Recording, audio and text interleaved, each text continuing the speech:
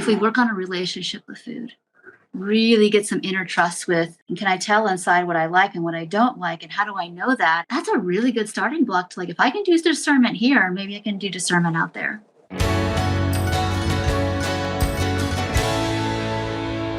How prevalent do you think these trauma-related disorder eating or eating disorders, how prevalent do you think it is? Well, the research in the last 5 years, I looked up some stuff. I have a course that talks about these things, but it's a little older. So I was looking up some things, and they're finally saying, like, well, probably over the course of all people who have diagnosed eating disorder, which is just the people who actually come and seek care, probably 50%, like PTSD, for real, like identifiable stuff. But everybody I work with for the last, I'm in year 17 now. And I put myself in that category too of, my parents, like, they provided, like food, shelter, they were involved in my stuff. But half of my family was nitpickers, super judgmental. The other half of my family, they don't do emotion. That was very damaging to my sense of, like, how do I do life? Who do I reach for? Who is safe to talk to about what?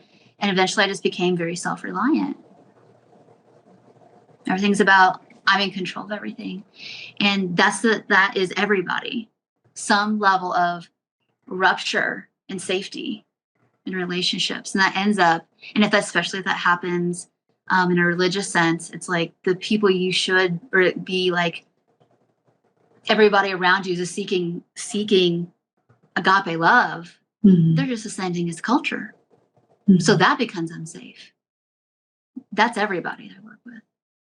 You got attached to something. Either you're attached to, like, safety, or you attach to something, diet culture, that at least it seems like it makes sense. If I do X, I get Y. If I lose weight, I get, yay, you're so great. And I'm like, what'd you do? Cure cancer? No, I just lost 10 pounds.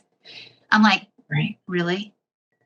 You didn't preach the gospel that you didn't do anything. You lost 10 and our pounds. culture champions that of you're going to be happy then. Your problems are going to be fixed. You're going to have those relationships and the depth of the relationships that you want. And let's pause and think for a second how powerful that is for someone who's experienced religious abuse, because they've lost relationships. And then they're trying to connect, but they're older in life and it's harder to do. We're not just thrown into these places like school anymore where we're like, okay, we'll work it out with people. And so we're trying to connect, and then we're trying to get depth. And that just takes time, and it takes vulnerability. And people aren't feeling safe for vulnerability because they're kind of investigating, how do I trust again? How do I trust my own discernment of a person? And if it's a healthy relationship, how do I trust them? I don't know who God is, so I'm not feeling super safe with him today. And it gets really messy really fast. And so absolutely, we look at our culture and all the messaging that comes through there, and we connect it with relationship with food. It's like, yeah, it makes sense that this happens and that it becomes a very, very messy relationship. Yeah. I think you said something, though, that is a doorway in for some people. Is that if you've got religious trauma and just people aren't safe, God's not safe, I don't know what to do about this body container that I have to put up with too, that not only I don't meet the cultural ideal, but inside is on fire. And I don't even know, I can't differentiate those feelings and sensations right now. And when I go to eat, they get worse. You can see how easy it would be to, like, this is what makes me feel better, and then connect with those kind of people. Bad news is that if you connect with people doing the same thing you're doing, they got trauma too.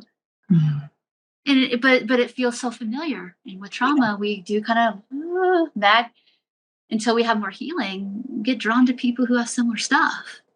And for a while that works, but when people start growing, it's gonna fall apart. So what I'm wondering is that if we work on a relationship with food, really get some inner trust with, what's on my plate? And can I tell inside what I like and what I don't like? And how do I know that? And can I do that 10,000 more times? And then, like, this body isn't so bad. It actually gives me signals, and I can, like, depend on that. That's a really good starting block to, like, if I can do discernment here, maybe I can do discernment out there. Yeah, it can be a very good starting point, and hopefully a less threatening one, Takes time. So, yeah. Yeah. I'm curious in your work specifically with your clients, how often are you seeing this connection with religious trauma specifically? So I would say when people come overtly to me, because I've shared my story in other podcasts too, we're like, whoa, yeah, I got some of that. So I come from a background of actually some were actually like Luciferian kind of stuff, and then just kind of false, typical teaching kind of stuff from one other side of my family.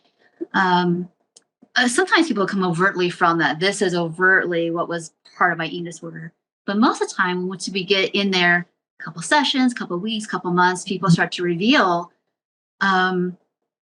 just some dogma they may have gotten from food through their church. And there was other problematic stuff too, but they didn't connect the two, that it was just part of the control, how they ate, how they looked, having to hide like their hunger, and then, secretly eat and then get punished for not changing, not conforming, not complying. The percentages, I don't really know the answer to that. I think, to be honest, if I think about some clients from different backgrounds right now, I mean, it is a factor. I'll just say it's one of the factors. It's not the only factor, but it's one of them. Most people would frame that more individualistically. Here's the people who hurt me, specifically around food and body, what kind of abuses. But when they start to, over time, when they start to scope out a little bit, it's like, oh, there was a system we were all a part of. Again, of course, this happened. This was just one part of it. I do think there's a lot more people who probably come to me that just don't remember, to be honest. And I think broadly with disordered eating disorders,